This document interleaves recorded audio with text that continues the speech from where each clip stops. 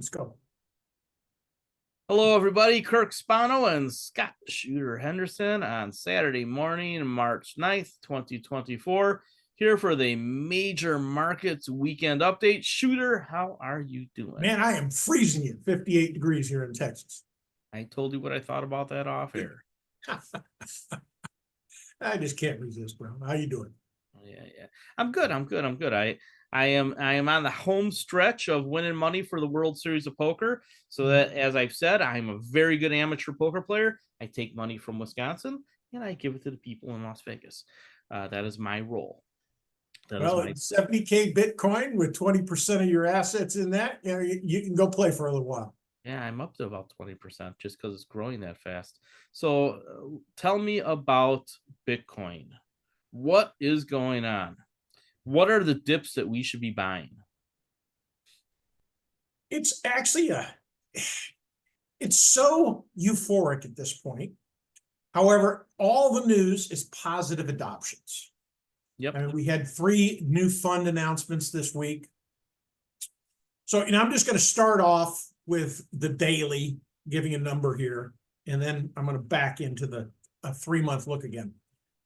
But, right now I think we hit about 73, and we're going to get some kind of back test pretty good here. So it's been jumping around in this band, really for about 2 weeks. So whether or not we get that 62242 as our next entry or 6226 or somewhere in that band, it's likely going to happen from that 3. However, I must say this. We didn't get a back test here, and we really didn't get a back test. I mean, we got this one flush, but that to me was building out a broader flag, the way that I look at that. So we really haven't had a back test to the 50-day as far as I'm concerned. I mean, we've not broke any of our trend. 50 days way the heck down here. So, I mean, I don't see that big of a sell yet. Let me go to the 3-month. I want to bring a couple points up. And the 50-day is moving up. Yeah. It's averaging into a great degree. Oh, hold on a second. Got the wrong chart. There it is. All right. So now, I'm a big fan of off numbers. We have a lot of commercial traders coming into Bitcoin. So, floor pivots are going to become, more and more important. So, right now I see 3 targets from our first grouping. So 58,780, 46,150, and 35,046, which basically are off numbers. Our confluence is at that 46,150. So we get down to that 46,150. That's a backup the truck month. Be very candid. Now, my original bell curve is out here a little. I expect it to tighten up. So I think this new curve. So, I would think that we get a back test, somewhere in this range that tags that, which happens to come in just a little bit above that 46. So I would say in that 52 to 46 range is a good buy. However, considering the look of this broadening candle, and even though we don't have that type of expansion in Bitcoin in the history here, quite often when you get that euphoric candle, you get a second one and you get a third one not quite as big as the second candle. So you get something equal to this candle. Now, looking at the breadth of this leg, so this is drive 1, this is drive 2, so drive 3 would put us up there around November 22nd, which would be equality for me, which is about 111K. That's sort of my thought. However, if we have some additional adoption news, like what happened with MSTR, and I don't know if anybody took that, by the way, but there was a 37% gain off of that offering, just alone. That puppy popped from $1,100 to $1,400, boom, like that, off of that news. So they're probably going to do more offerings. In other words, they're raising capital to buy more Bitcoin. So, that's a stock. If you're big enough, honestly, it's a little big for. I don't like getting into big numbers where I'm putting $250,000 in something to get a decent position size. But that is a stock on Bitcoin for the larger players, which I think has a lot of upside just for that reason. So, any questions? Can you pull up the chart, since this is what people are using, the IBIT? The BlackRock, iShares, Bitcoin ETF. Yep. Now, I bought some of this when it came out. Yep. I added a little bit at 38. and I have orders in at 35. Are my $35 orders about right? I mean, I see that 123.6. I don't know that it's going to slow down. This is solely a volume push. In other words, the fund Change this to a daily chart so that it's easier to there, yeah. There you go. Okay, so we confirmed, which is toppy, right? So we're going to get one more high, probably somewhere around 72 RSI. Okay. A lower RSI, so that'll probably actually the trajectory. I need to push the slope up here a little bit. But I was assuming we had a very, I don't know that we get 35 now. I think it gets 47 first. Just the way to look, because this, that, by the way, that was the sell at 70K on Bitcoin. Now that we still have the whales managing this.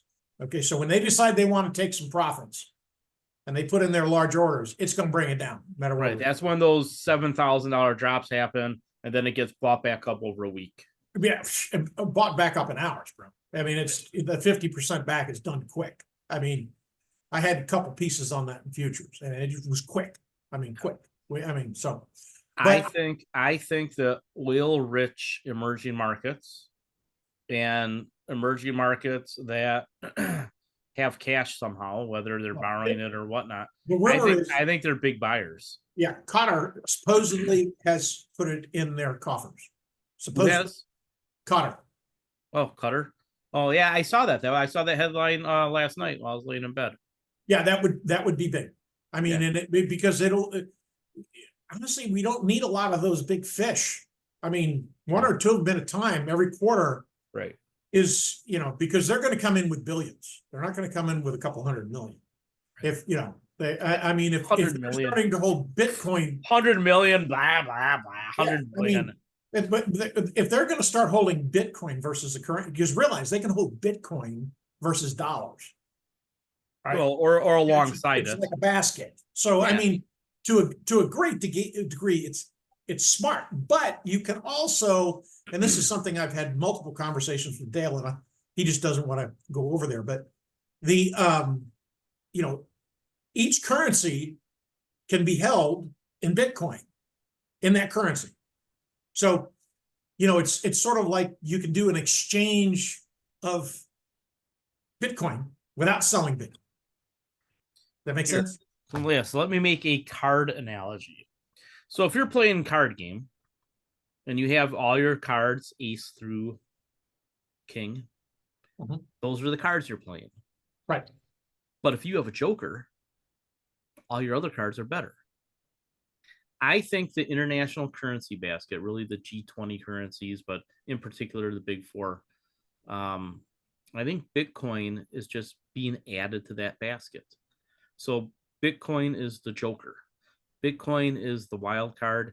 It is the one that hedges everything else. And it is just going to be part of the new currency basket, which means it has to get much bigger in market cap. Yeah.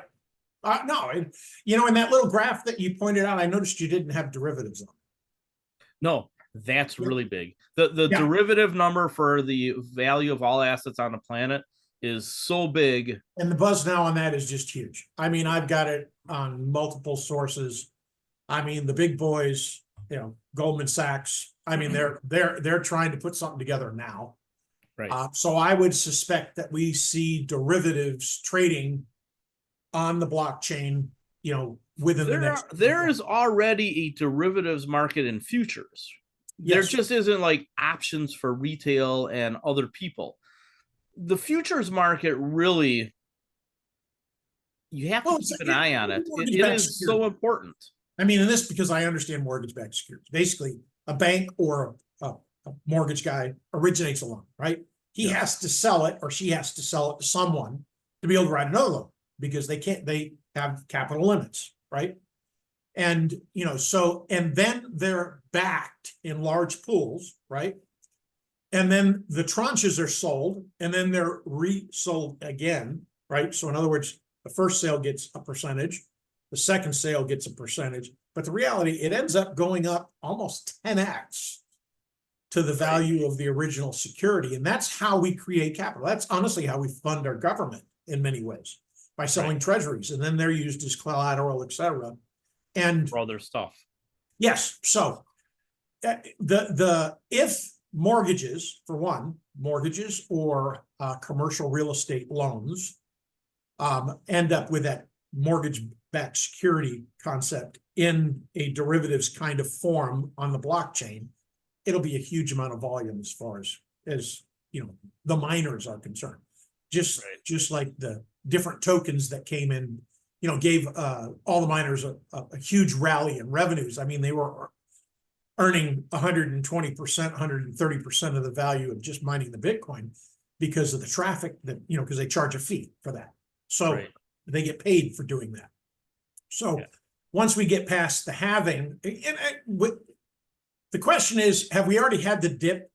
Because the dip is 6 to 12 months typically before the halving. Have we already had the dip before the halving, or are we going to have it closer to it 1st of April? That's the question, because I can't really see in my mind from the history. I think there might be a hiccup, you know, towards the end of March. Well, it'll hit the miners. I don't know that it'll hit Bitcoin though. I mean, because the volume's just growing, bro. Right. Yeah, and you know, in the last program, I talked about New York Community Bank Corp.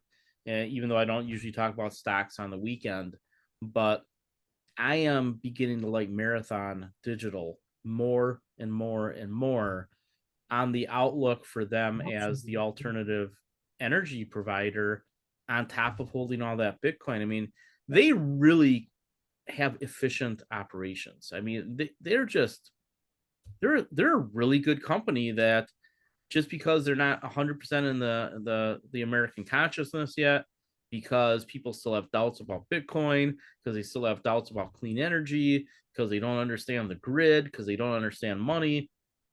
I think Marathon is probably tremendously undervalued. And you know, I just like their business. So when you combine energy with Bitcoin, the same way that you can, you know, combine, you know, a company like Square with Bitcoin, you know, and you know, I don't have a lot of faith in MicroStrategy's rest of their business, but you know, they're basically a Bitcoin bank at this point. They're the whale. I mean, that's, you know, it's sort of like Nvidia. You know, I was looking at open option interest before while you were talking initially, and I'm looking at it, and just all over the map, the options coming in on Nvidia are just freaking huge. And you know, they announced this last week that some you know, semis are going to be 30% of their revenues are going to come in from AI now, where they were estimating 25. And you know, believe it or not, that has a lot to do with the blockchain, because you know, that's just going to accelerate the adoption and the uses for it, because AI is going to find more ways to take advantage of it and make us more efficient. So you know, the challenging part has always been in crypto is to find a player that's going to survive, you know. And you know, I would agree with you. I think Marathon survives, okay. But I still, you know, my micro cap play on that is still Bitfarms. I still like the upside to Bitfarms because, one, it's more within the range of what I'm comfortable with. But Marathon has great numbers. My problem through this whole bull run that we've had recently is the chart wasn't positive. So it was counterintuitive to my work and Elliott Wave. And when, you know, and I've learned, I just don't, you know, sometimes I miss something, you know, I don't see it. But Marathon gets in the right direction after this halving. I agree with you. And, you know, I've had dated 2025 calls all over the map on Marathon for well over a year. And, you know, I plan on rolling out to 26, et cetera. And, you know, so, but there's very few places you can get that leverage to the upside. And, you know, Marathon, you know, is probably a good choice. And you were right. I mean, you nailed that one as far as I'm concerned. But I think Monster is going to be a lot more upside. I think that could go to 5K easy. But will it outperform actual Bitcoin? It depends on how much capital they can raise. I mean, because right now, you know, he's got a great story here. I mean, through this grind, I mean, buying. Every time we got a dip, he was buying, and boom, he's up $1 billion on the first move. Now he's up 3.6 billion. You know, how many people are up 3.6 billion on this rally? Excuse me, not me. I'm not up 3.6 billion. I'm up. You know, so I mean, that gets the big boys' attention as the one who have the deep pocketbooks, and he's up 3.6 billion. Why should I listen to him? Yeah. You know, I mean, that's and you know, it's crazy how the you know, the trader narrative or the investor narrative, but it all comes down to the same thing: is how big did your book get? Yeah. You have that big of a book, you know. He gains more of an ear than anyone else for me right now, just because of how big his book is. Marathon, if it was a cleaner P&L, you know, just like if Riot was a cleaner P&L, you know, the thing is there's a lot of, you know, the crypto FOMO guys that are running a lot of these entities who really aren't businessmen. They're minor. I mean, they're tech guys. They're geeks that don't know what they're doing, you know, and until they adopt and bring in good management, they're always going to have a management issue of some kind. SBF should have thought of that. Yeah. So. All right. Tell me about the rest of the world. All right. Let's jump over to the dollar. By the way, is our pictures blocking us? No.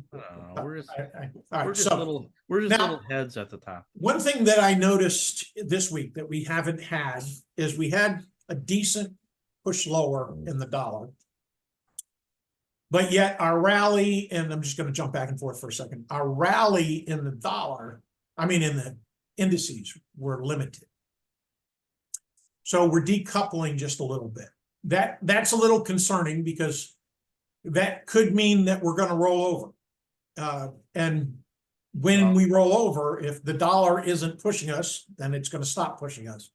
It's very much like when we had the yen was such a factor as far. But doesn't that foreshadow a dollar move a little bit higher, maybe on a mean Jerome Powell next week? Because the market could have rallied more, and it didn't. I mean, it could. Oh. I mean, it's just, I noticed, you know, because when, you know, I look at the dollar and the SPY, you know, 15 times a day. All right. And I'm looking at both of them back and forth. Boom. Because it quite often is a tell on whether or not our FOMO is going to continue or not. And the dollar is always a factor for our pushes. So when I'm chasing the euphoria to the upside, you know, I want to make sure I understand where the dollar's at. So this was something that definitely caught my attention. You know, we had 3 days, I mean, 3 solid down days, and look at the SPY. I mean, we had a slow grind. Okay. And then we gave it all back with a weaker dollar. All right. But, you know, on that third candle, notice how we closed on the high side of the candle, and that is sort of consistent with the S&P. So it's still correlated, but it's not as aggressive as I would think it would be. I would think we should be up well over 520 off of that kind of push on the dollar, and we didn't get it. So that's my thought. All right, but let's talk about the S&P. Okay. We're still inside this wedge. You know, our trend support line comes in here at about 518.29 now is our breakdown point. So when we break below that, we're not even near it. We're still hugging the high side of the trend resistance bar. Our March 22 seasonality low looks like it's pushing out. Doesn't look like it's going to happen in March now. We need some kind of an event for us to turn lower. However, when we get around that 520, we're going to find out whether it's going to keep rolling or not, or re-roll. I just, at some point it's going to roll over. I just can't tell you when, you know, and at this point I'm down, probably third week of April is the soonest I think we would roll. So the historic seasonality low that usually occurs in March is not going to occur in March at this point, based on what the charts are telling. Make sense? It's going to happen on April 29th. April 29th. Good day. Yeah, I'm going to go with April 29th. Okay. Maybe April 22nd. Now, something I noted here, I know some folks may have sold some covered calls at 515. If you haven't taken those out, you may want to buy them back, you know, somewhere right around where we are, this next low, which I think we get Monday or Tuesday, because that's probably going to be our lowest point to exit those, probably in the money. Now, I've also pushed the stop up to 509.81 just because we break below that. We're probably going to take this channel out. That would be the start, probably back to the 50-day. But note how our primary wave frees up around 520 and our back test is broadening still. So now we're down where it's giving us a count around 470. So, you know, one thing about LEA wave, as your euphoria builds to the upside, all it does is increase the retrace. So the more euphoric it gets, the greater the decline, which is always makes it challenging to hang on. So yeah. So I will point something out here. I don't think this market is euphoric. I don't think we're there yet. I mean, they're just putting. I mean, honestly, it's the algos that are running it right now. Yeah. You can see the rotation they're doing. Yeah, there's still $2 trillion sitting in money markets that doesn't belong there. This is not a euphoric market. Euphoria comes when the money market balances drop by $1 trillion or $2 trillion, and we start to see more leverage in the market. Leverage isn't real high right now, and there's still money on the sidelines. I would be not trying to get the super deep dips because I don't believe that we get them without an exogenous event. I take a look at this chart, and I take a look at your 23.6 and your 50-day, and I think a price in the 490s is probably very, very buyable on the S&P 500. But again, we don't really buy the S&P 500. We just use it as a signal to buy the stuff that we like better. Yeah, historically, you get one of three. You get a test of the 50-day, 50% between the 50-day and the 200, or you overshoot the 200. And that's very much, you know, Elliott wave to me. And I'm in very tight boxes. I've really drilled down where 3 5s and 8s. Elliott wave loves that as far as the counts. Yep. And, you know, if we step out to the weekly on this same look, you know, what are our counts here? Drive 1, drive 3, and drive 5. But notice how tight that 5 is, right?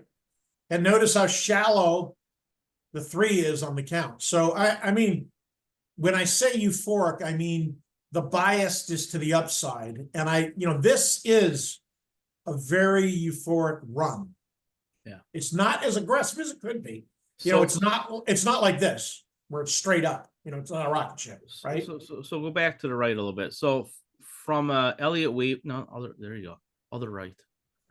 So the target 4 there and the target 2, those are both pullbacks people should be aware of. I would be buying at the target 4 prices on the way down and not trying to be perfect and catching the target 2. So as you have a correction into the 490s, folks, unless there's a lot of downward momentum, unless there's an event, unless there's a reason for it to just continue down, any jitterbugging there, you have to be thinking, I should just buy, and if it goes a little lower, so be it, because it's just going to go back up. So, you know, unless we have something happen that causes a deeper correction, right? You know, Chi says something this week at the People's Congress that is just horrific, or, you know, 7 banks go bust, you know, unless something weird happens, you know, Putin actually does launch a nuke, you know, unless there's an event. This is a really strong market with a lot of cash that can still come in, and, you know, the leverage ratio just isn't high yet. I don't know if you have the leverage ratio, but the borrowing to buy stocks is low. We're not. There's nothing that's a red flag that says we're going to crash outside of. I mean, there's nothing. So I mean, it doesn't mean that we can't consolidate and chop.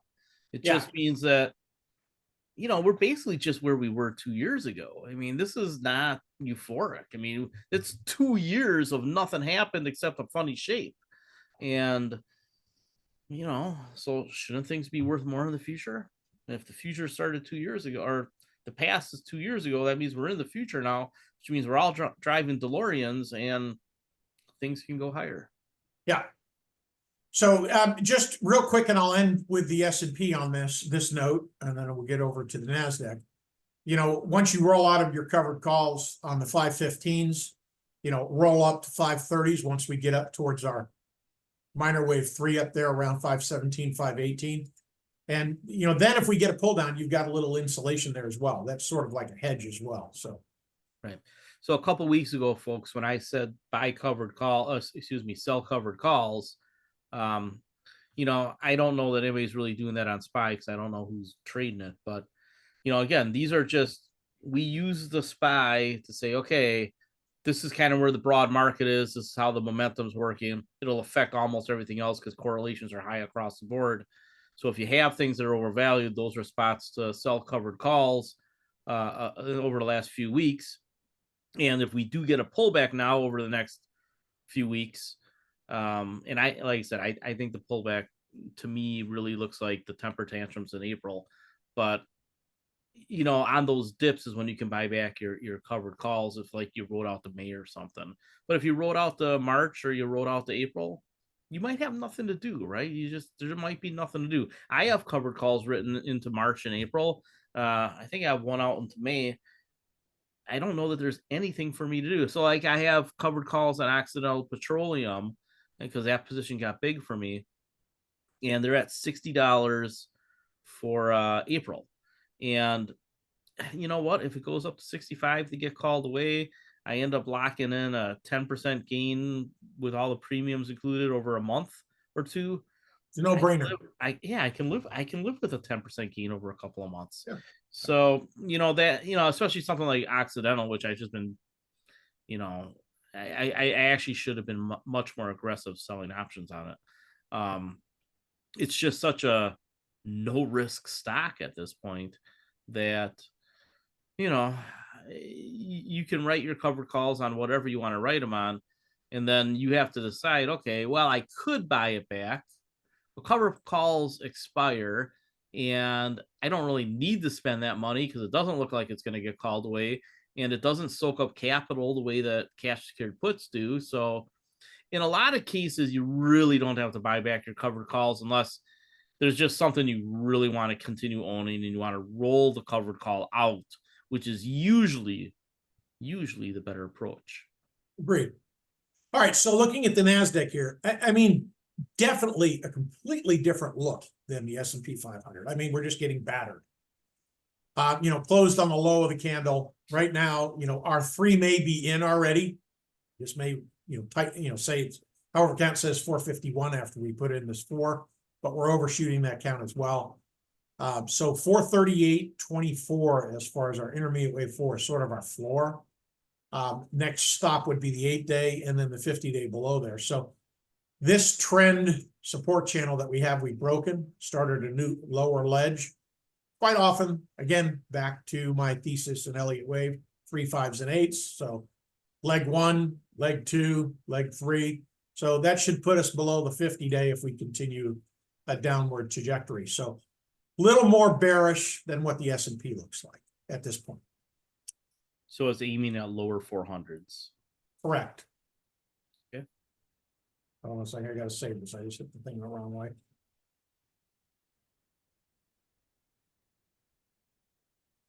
Just make sure I've got it saved.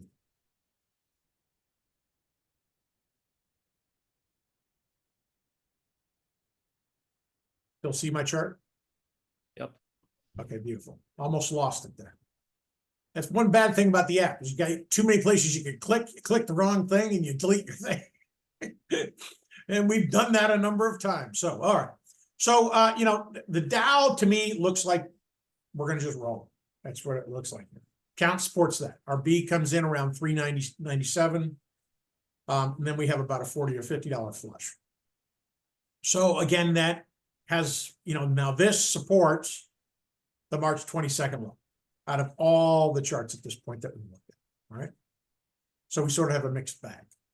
So, about a 400 covered call, if you happen to own DIA or the Dow, would be the prudent move here, right? Right. Okay. And again, that's if you're trading it. And yeah, no, I understand. I'm just, when I see something that, makes sense and falls within the thesis of fundamental trends where, hey, we want to encourage position trades, hey, that's what I say. So folks, you see what Shooter's doing there. He's hinting that you really should have the rare service at fundamental trends so you can make all these little incremental gains that he makes. Exactly. So, all right, looking at the Russells. Much, yeah, I mean, look at how we've Good overshot. family, good family. Yeah. And, the ironic thing in the open interest percentage changes, the IWMs had 5 spots when I ran over them this morning from last week of large 3,000 to 4,000% volume percentage increases for the upside. Is that So, a flaggy triangle breaking a resistance zone sort of shape? yeah, I mean, what I don't like is that buyer exhaustion in that candle, though. I mean, No, $2 trillion on the sidelines. yes, but I don't like that though. Reason it's okay. Note primary wave setup. And this is one reason I'm doing the lightened labels so people can understand. There is a range where it's right and wrong, but typically it's still within a range. So all of a sudden it's tracking really well with accounts, nailed the target, right? And then we get a lower range. So now it's not following the theory, right? And we get a euphoric push, takes it out again. What that's telling me is that when it comes off here, it's going to be aggressive. That's the thing. So I think small caps have a good drawdown coming. I don't know that it's going to be in March because, at this point, this has been where they've been rotating. They rotated in the FANGs, then they rotated in the Dow, and now they're rotating in the Russells. So, and that's that same algo money just chasing where they think they can get their returns. So, that's ultimately, it's going to turn down. And your challenging part is just, those of you who follow me, when we get our highs, quite often when we reject, we get a little bit of a higher high. So our minor wave 3's at 211, but yet our target 1 on our primary wave C is 213. So it's just a smidge higher, $2, right? And that's where it'll reject. And then, our back test is going to be really aggressive off this leg because we basically can measure this entire leg from our base to our top. And that potentially 50% back is, there again, those of you who follow my work, is always what I'm looking for. So I think we have a decent drawdown. That's challenging because, so much of our work is, or I should say your work, in small caps. It makes it challenging. Right, but I'm a stock picker. I don't buy the index. Yeah, I know. But, so maybe we get a back test around 187, but I realize this doesn't come out till June, as far as even though Elliott Wave doesn't really have a time frame. Pull up your 1 month chart, maybe even 3 month chart. Let's pull up the 1 month chart. One of the things that people have to realize is that correlation among large caps in the S&P 500 is very, very high, but correlation in the small caps is very low. So you can pick out individual stocks and you just got to be right about the stock and where the index won't necessarily impact it. So stretch that out so it's not so squishy looking. We don't need 2042 out there. There you go. Yeah, that's about what I'm looking for. Go out, show the financial crisis. Can you get rid of that bar on the left? This is the red one? No, the with comment and rounded box and all that stuff. Comment? Your big gray box on the with all your direct. Yeah, can you hit the X? There you go. And okay, go all the way back. I want to see from the financial crisis to about 2030. There you go. Well, all right, we don't need all the way to 2037.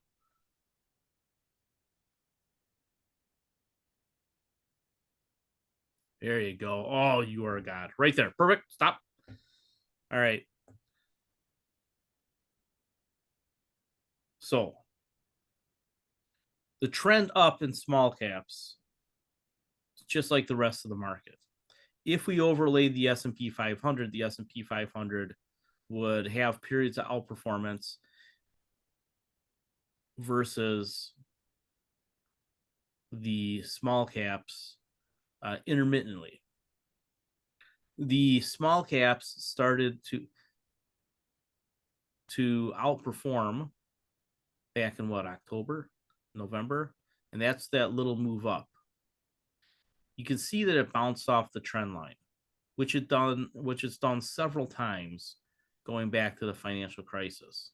So what Shooter is saying is that it might approach the trend line again. Yeah. And well, it will. It's just a matter of when. However, trend lines, when you think in log terms, actually bend. So a straight trend line is, that's the simplified way of drawing a trend line. And really trend lines in most cases have a curve upward.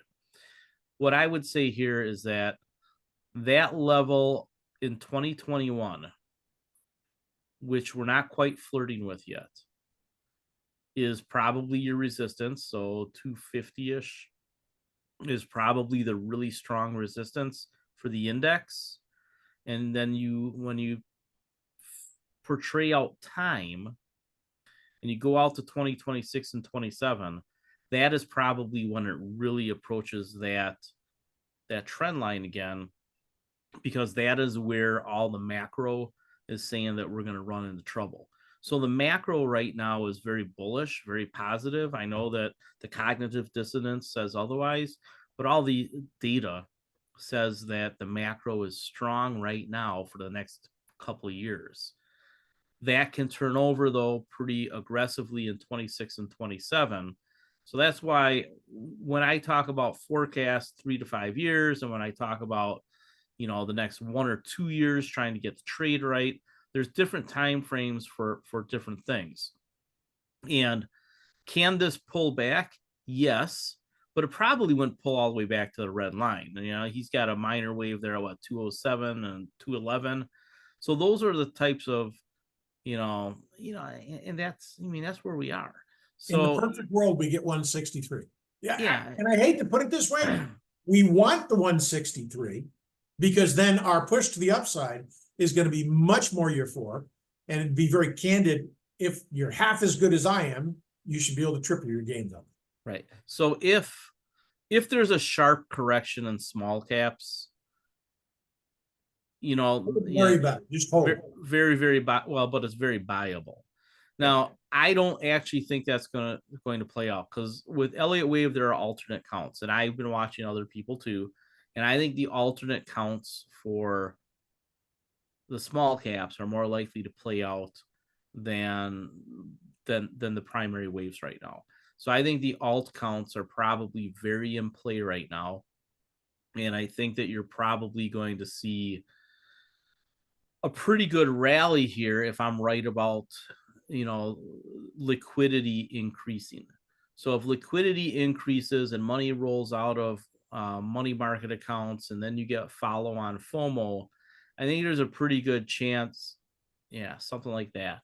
I think there's a pretty good chance that you get that 1 to 2 years of big small cap outperformance that Tom Lee is talking about. That, I'll tell you what, I think the micro caps look awesome. I've only seen micro caps look like this a few times in my career. Really never this good. This is the best environment for buying micro caps I've ever seen. I just know that, from a stomach standpoint, there's not a lot of boomers out there who have the intestinal fortitude to want to buy micro caps.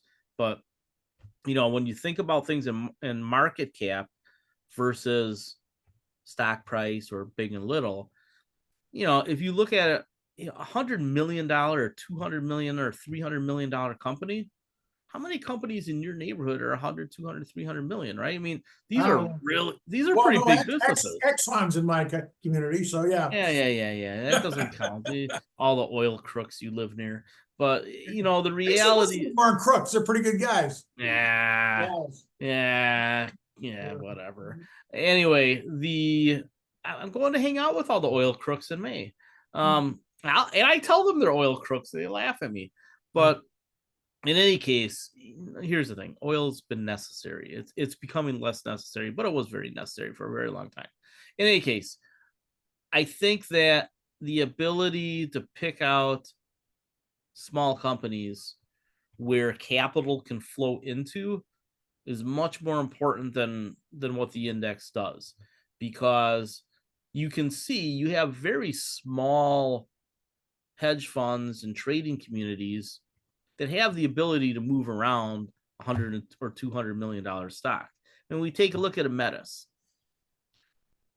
I hold that stock up by myself, and and a guy from London, right? I mean, there's a couple of tiny groups that we've completely disrupted the shorts on that stock. And because we're holding and we're just waiting for the money managers to come in, which could be really soon, they're in danger. I mean, they're in way more danger than we're in. So, and when you take a look at the progress of the company, right? So when you actually analyze the company and you stop asking, why did it go up 35 cents today? Why did it go down 35 cents today? And you start saying, well, the shorts just don't have the ability to obliterate it anymore. We just had a normal pullback off of a peak. When is the next short squeeze? And the answer is eventually. And I think that there are a lot of cases out there like that. Those stocks that I showed you and the micro caps that I bought them all, they have new floors being put in, and as those floors get put in, staircases get built. It doesn't invalidate the upside either. I mean, that's what just because a stock loses 90% doesn't mean it's not going to get back up to 90%. Especially when they're smaller companies. Yeah. Right. It's just like, ecstasy, excuse me, was in swing trade notes. I think it was 3 weeks ago. Yeah. We're just about ready to get a breakout on that. But the upside is $15 to the upside. So just like it had a nice little flush right after we posted. Yeah. Why don't you show that chart? Do you have that? Is ESTS? Is that what it is? I forget what the symbol is. Yeah. ESTY. Oh, yeah, ST. So, this is a pretty good business, and women love this business. And if you were watching Bloomberg Business Week this week, whatever the Saturday morning program is, Wall Street Week this week, something like that. I mean, I get my baseball shows and my stock shows mixed up, but they are talking about how women have been driving the economy, and that's just going to keep increasing for a number of reasons. One of which is when the oldest boomers are hitting 80 this year. Some of them are starting to die. Do you know who inherits that money? Not the millennials, the widow. And the widow, 80% of the time is a woman, right? It's only about 1 in 5 that the man outlives a woman. And so you have a lot of women who are coming into a lot of money, and they're going to spend it the way they want. And there's some really interesting numbers about confidence. Women, when they're under the thumb of somebody financially, they're not very confident. But then when they get their hands on the checkbook, they start doing things that, A, make a lot more sense than some of the things men do, but B, they're more practical than we are. Well, or they just, but they like what they like, right? And but they're not as conservative. That's the thing. They're more practical. That's the difference, I think. Well, they like what they like. So Etsy is one of the things that they like. And I don't see this, this company had a pullback. So just if you're not familiar with the company, there's fundamental reasons why this stock is starting to do what it's starting to do. And it's because this company had to deal with supply chain disruptions and marketing issues and Amazon and everything else. And they've had to recarve their niche a little bit. Mm-hmm. And it's a very solid niche. EMU has hurt them a little bit, but at the same time, now they're running dual ads. They're doing the same thing on Facebook. Yeah. So Etsy, like if you're getting a Facebook ad and you don't know what it is, you should skip it. But Etsy, this is a thing. This is real. This isn't Temu that might send you something this big when you thought it was this big. It's not. So we had a friend the other night who wanted a hot tub, and she bought one on a Facebook ad and then went to the website, and the website was gone. So she had to contact her credit card company, And, you know, we didn't lay into it or anything, but we're like, why would you buy from somebody you have no idea if they're real? Etsy's real. And in a world where people aren't sure about what's hitting them from the internet, Etsy's a real thing. It's a legitimate alternative to Amazon. And I think that that is the niche that they fill. And I think that it's going to keep doing well. And so this is another stock that, at a minimum, I put it on the very short list. I don't know that I love it enough to be a punch card stock, but I definitely think it's something that you can trade. Up to 100-ish. I like it once it gets above this trend resistance line here at 82.88. I mean, for a nice push up to 100. Yeah. So where's the resistance then? Around 100? Well, the top resistance is up at 140, 150. But where's the next resistance? Where's the first significant resistance? First significant resistance is going to be at 102. Yeah. So, I mean, you could buy this now with the idea that, you know, sometime next year you sell it around 100 if it jitterbugs over there. You know, I mean, you can make the decision to hold it longer, but I think there's pretty easy money to be made as a trade. Yeah, just mind your stop. I mean, you know, like anything, there's always a place where we're wrong. At below 65.88, I'd cut down to a half position size and make sure this larger trend resistance or trend support line, which is my speed line off of that 67, and that particular low, I can't see it underneath all that stuff. But if we break down, I like that double bottom. Go back down to 48 below there. So that's where I'm on. I like that double bottom. Yeah, I know. Hey, they're consistent. When we have this on a chart, you know, collective with all the other technical tools I throw on there, very few of them fail down there. I mean, once in a while you get an overshoot, but you know how far it's going to go. I mean, I doubt that it's going to go below 48, you know, based on this low. So let me jump back to, I wanted to go through TLT. You know, just take a look at that. It still shows the uptrend. I like the fact that it's come off already with the way the dollar was doing. I mean, we could reverse here. We still haven't gotten above our trend resistance, you know, which is roughly at 96.66 here. I mean, we got a nice push off that gap, though. I wish I had a piece on there, that's for sure. And but at this point, I really would like gap fill before I would add anything at this point. The show I was thinking of is Wall Street Week. Yeah. And I watch it every Saturday morning before, you know, as I have coffee and get ready for this. And I would encourage anybody to watch it. You can get it on the Bloomberg app, you know, it's free. So go ahead and watch that show. I think that the Treasury is an interesting story. We've talked about it a lot of times. Larry Summers was on today saying something that's wrong. He was saying that the long-term neutral rate is between 4% and 5%, where, you know, the Fed is saying between 2.5% and 3.5%.